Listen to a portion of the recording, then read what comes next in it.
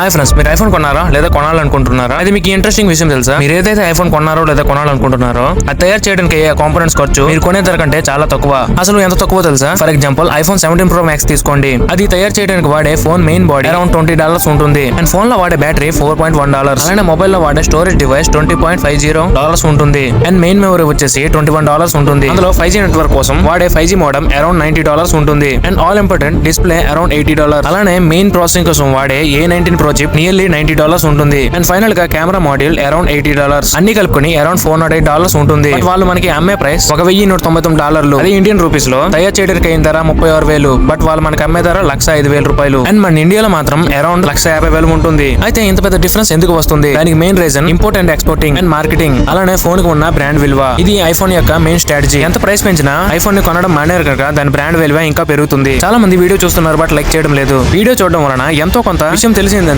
Please like చేసేయండి. And like చేయడం వల్ల ఏం తరిగిపోదుగా. అండ్ మాకు కూడా జోస్ పెంచిన వాళ్ళు అవుతారు. అలానే సబ్స్క్రైబ్ కూడా చేసేయండి.